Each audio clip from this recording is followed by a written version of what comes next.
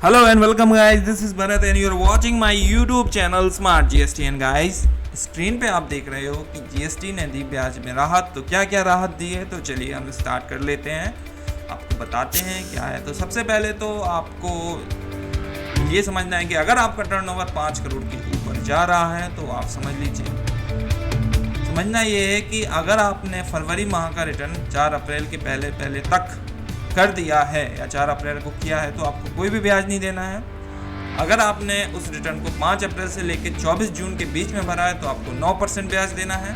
अगर आप उस रिटर्न को 25 जून से लेकर अभी तक भर रहे हो तो आपको 18% देना है। इसी तरीके से मार्च माह का जो रिटर्न था, अगर आप उसको 5 मई तक कर लेते हो या किया था तो आपको कोई भी ब्याज नहीं देना है, अगर आपकी टैक्स की लायबिलिटी निकल रही थी। ठीक है, इसके बाद अगर आप उसको 6 मई से लेके 24 जून के बीच में आप अपना रिटर्न फाइल करते हो, आपकी टैक्स की लायबिलिटी निकलती है तो आप उस पे 9% ब्याज कैलकुलेट करना पड़ेगा या किया होगा आपने। और अगर आपने उसको 25 जून से लेके 25 जून से लेके अभी तक भर रहे हो तो आपको 18% के तहत ब्याज देना पड़ेगा। इसी तरीके से अप्रैल का भी रिटर्न अगर आप 4 जून तक कर लेते हो या किया होगा आपने तो आपको कोई भी ब्याज नहीं देना। इसके साथ अगर उसको आप 5 जून से लेके 24 जून के बीच में करते हो तो आपको 9% के तहत ब्याज देना पड़ेगा। इसी तरीके से 25 जून से लेकर अगर आप अभी तक रिटर्न डाल रहे हो तो आपको 18% देना है अप्रैल का। और मई का जो है वो उसकी ड्यू डेट थी, वो 27 जून थी। अगर इस बीच आप कर लेते हो तो कोई इंटरेस्ट नहीं देना, और इसके बाद करते हो तो फिर आपको 18% देना पड़ेगा। और ये सिस्टम ऑटो कैलकुलेट कर रहा है, मैं आपको बता देता हूँ। जो करंट ईयर का टर्नओवर है उसके बिहाफ पे ये पकड़ रहा है। अगर आपका टर्नओवर एक्सीड कर जाता है 5 करोड़ के ऊपर तो फिर ये सिस्टम अप्लाई हो जाएगा। ठीक है, इसी तरीके से अगर मैं बात करता हूँ जिनका टर्नओवर 5 करोड़ के अंदर है तो उनको आप समझ लीजिए, अगर आपका फरवरी माह का रिटर्न आपने 30 जून के पहले कर लिया था या अभी है, अभी 2 दिन आप लोगों के पास, तो आपको कोई भी ब्याज नहीं देना पड़ेगा जिनका 5 करोड़ के अंदर टर्नओवर है। इसी तरीके से जो मार्च का है ये इसकी 3 जुलाई है, अगर 3 जुलाई के पहले आप रिटर्न डाल देते हो तो आपको कोई ब्याज नहीं देना पड़ेगा। इसके बाद अगर आप डालते हो 4 जुलाई से लेकर 30 सितंबर के बीच में तो आपको 9% देना पड़ेगा।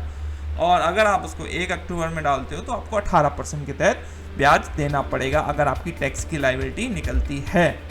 अप्रैल माह का जो है वो 6 जुलाई है, 6 जुलाई के बीच अगर आप कर लेते हो तो कोई भी ब्याज नहीं देना। उसके बाद चलते हो तो फिर आपको 9% के तहत ब्याज देना पड़ेगा।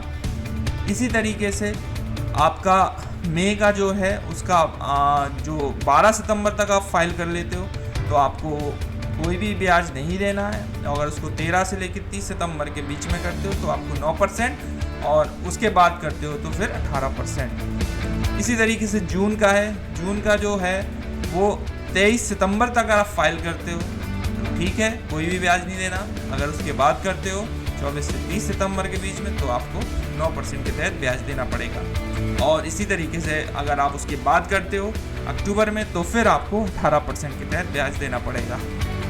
तो फिलहाल जिनका टर्नओवर 5 करोड़ के अंदर है उनको गवर्नमेंट बहुत ही अच्छी रिलैक्सेशन दे रही है। जिनका 5 करोड़ के ऊपर है उन पर फिलहाल कोई भी रिलैक्सेशन नहीं है। ये मुझे थोड़ा सा अजीब लग रहा है।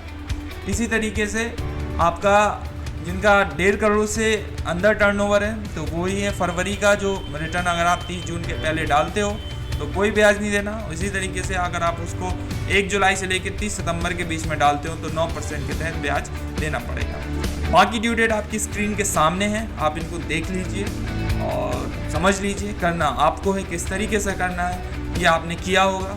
मेरा काम बताना था, मैंने बता दिया। और चैनल को लाइक सब्सक्राइब जरूर कर देना, ये मेरी रिक्वेस्ट है। For watching my YouTube channel smart GST.